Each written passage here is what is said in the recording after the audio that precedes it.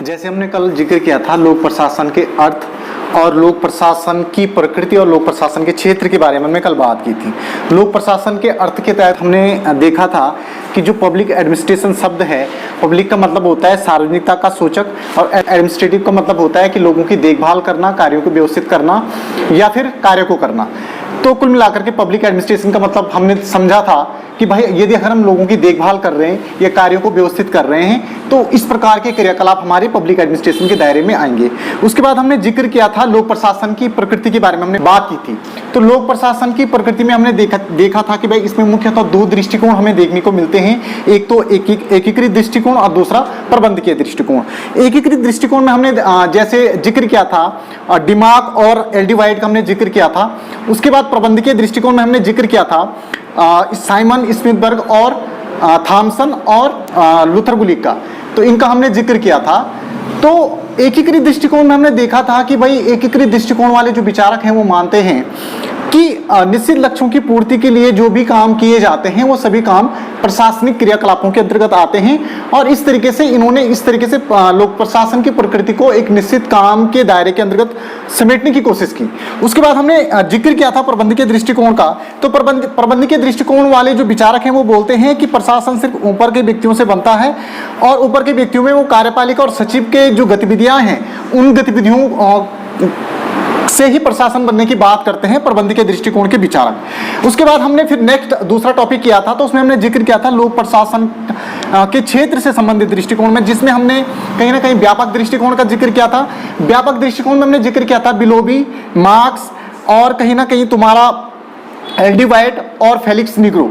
तो ये जो चार विचारक हैं, इन चार विचारकों ने बोला कि भाई पब्लिक एडमिनिस्ट्रेशन का जो क्षेत्र है उसमें कार्यपालिका, विधायिका और न्यायपालिका की जो क्रियाकलाप हैं वो क्रियाकलाप पब्लिक एडमिनिस्ट्रेशन के दायरे के अंतर्गत आएंगे। तो इस तरीके से व्यापक दृष्टिकोण को मानने वाले जो ये चार विचारक हैं इन्होंने कार्यपालिका, विधायिका और न्यायपालिका को पब्लिक एडमिनिस्ट्रेशन के क्षेत्र के अंतर्गत माना। उसके बाद फिर हमने दूसरा जो दृष्टिकोण है संकुचित दृष्टिकोण, उसमें जिक्र किया था हर्बर्ट साइमन और लूथर गुलिक का। वो कहते हैं कि सिर्फ कार्यपालिका शाखा के ही क्रियाकलाप तुम्हारे पब्लिक एडमिनिस्ट्रेशन के दायरे के अंतर्गत आएंगे। उसके बाद नेक्स्ट जो हमें तीसरा जो दृष्टिकोण हमने पढ़ा था पोस्ट कोर। तो पोस्ट कोर के तहत जो लूथर गुलिक हैं वो कहते हैं कि जो पोस्ट कोर में जो 7 शब्दों से मिलकर के जो पोस्ट कोर थ्योरी बनती है तो उस 7 शब्दों से जो व्याख्याएं होती हैं, जैसे पी से प्लानिंग, ओ से ऑर्गेनाइजेशन, एस से स्टाफिंग, उसके बाद डी से direction, coordinating and reporting, budgeting, तो इन सभी चीज़ों को, ये जो सभी चीज़ें हैं ये कहीं ना कहीं पब्लिक एडमिनिस्ट्रेशन के क्षेत्र के अंतर्गत आएंगे। अगर इस तरीके के कैरिकुलम होते हैं, यानी इन 7 शब्दों से मिलकर के जो ये कैरिकुलम होते हैं तो वो सारे कैरिकुलम पब्लिक एडमिनिस्ट्रेशन के क्षेत्र के अंतर्गत आएंगे। उसके बाद हमने जिक्र किया था लोक कल्याणकारी दृष्टिकोण, तो जिसमें हमने जिक्र किया था एल्डी वाइट और तुम्हारा यूजिकल ड्रोर और मर्सन का। ये लोक कल्याणकारी दृष्टिकोण की बात करते हैं। लोक कल्याणकारी में ये कि लोगों की भलाई के लिए किए जाने वाले समस्त कार्य हमारे पब्लिक एडमिनिस्ट्रेशन के दायरे में आएंगे। तो इस तरीके की बात ये कहीं ना कहीं करते हुए पाए जाते हैं।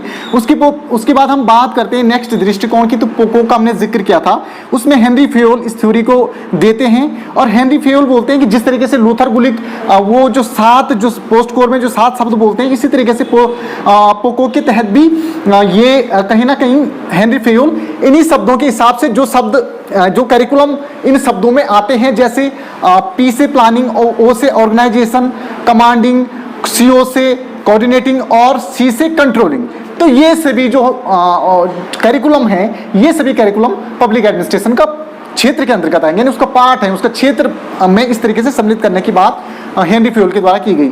आधुनिक दृष्टिकोण हमने बोला था कि सार्वजनिक सत्ता के अंतर्गत लोगों की भलाई के लिए जो भी काम किए जाते हैं वो सभी क्रियाकलाप हमारे पब्लिक एडमिनिस्ट्रेशन के दायरे के अंतर्गत आएंगे। तो इस तरीके से हमने कल लोक प्रशासन के अर्थ, उसकी प्रकृति और उसके जो विषय क्षेत्र है उसके बारे में हमने बात की।